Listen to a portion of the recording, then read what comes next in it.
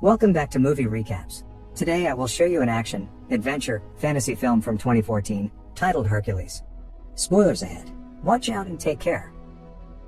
In 358 BC on the Macedonian coast in northern Greece, storyteller Iolaus of Athens has been captured by pirates and is trying to buy time by telling them the legend of his uncle Hercules.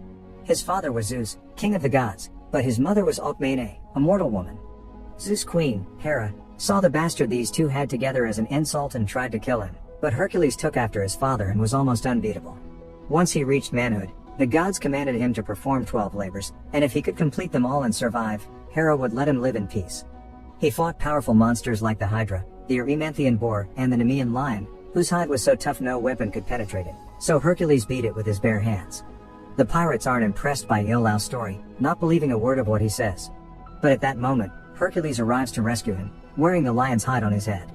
The pirates aren't scared because there are 40 of them, but numbers are pointless. Hercules can fight with multiple men at the same time, and besides, he isn't alone, his team has come with him.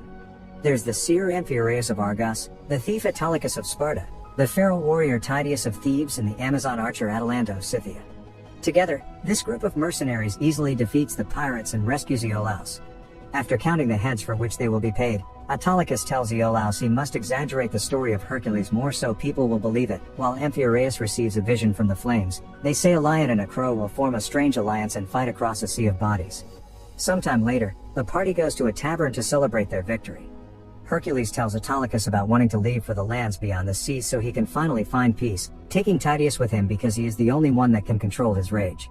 Suddenly, the tavern falls silent when a group of soldiers enter the place and bring with them Princess Ergenia of Thrace, who asks Hercules and his team to join her at the palace to hear her father's proposal, promising a hefty payment in gold.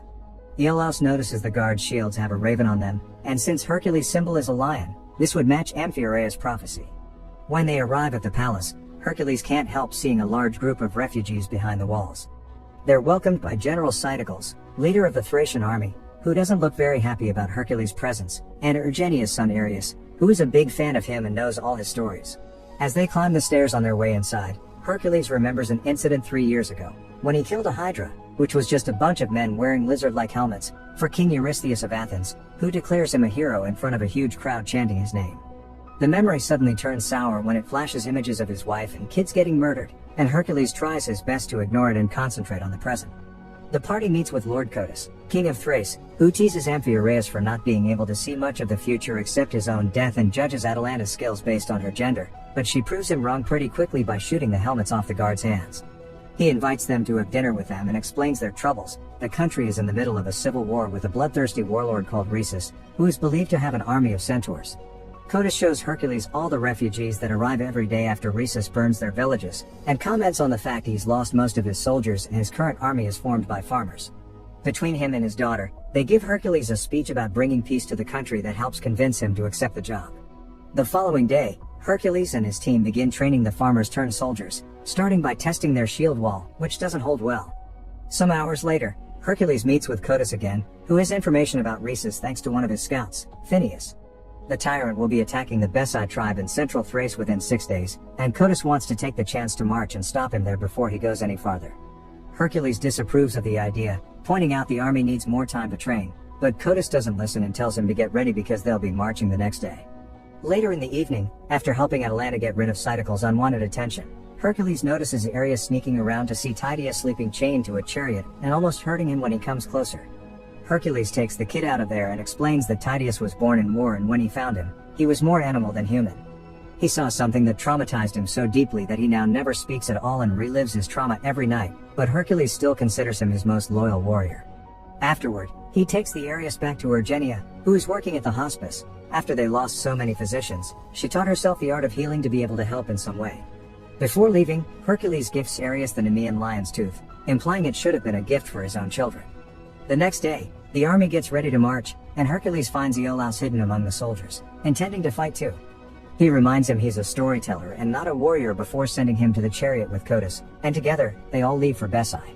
When they make it to the village, however, they discover it is too late. Rhesus had already been there and destroyed it all, and the sea of bodies matches Amphiaraus' vision. Something is strange though. While some of the bodies have been clearly rotting for days, there are others on the ground that are still fresh. These bodies are the ones that suddenly wake up and attack them because this has been a trap all along. Thinking the Besai tribe is under the control of Rhesus, Hercules calls for a shield wall to form around Codus while he and his team fight.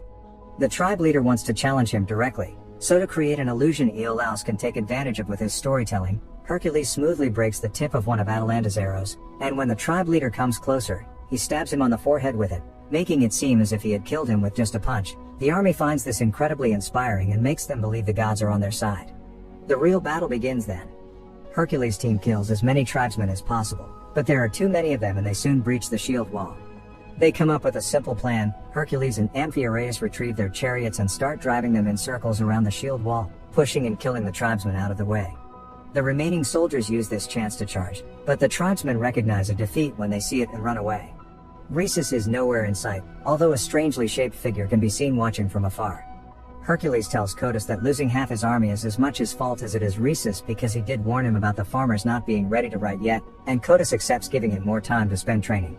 Meanwhile, General Cytocles wants to kill Phineus for having guided them into a trap, but Autolycus stops him and announces he'll be in charge of scouts from now on, although he does threaten Phineus and warns him not to make another mistake. Moments later, Princess Urgenia arrives with the healers, and she's taken to Hercules' private tent so nobody can see he's bleeding like a mere mortal from an injury he got during battle. After she leaves him to rest, Hercules dreams of an old memory. It shows the bodies of his wife and children, his hands covered with blood, and King Eurystheus exiling him out of the country instead of executing him so he can forever live with the guilt of having killed his family. He wakes up from this nightmare when he hears some children giggling, and when he enters the forest to investigate, he finds his dead family among the bodies of the tribesmen.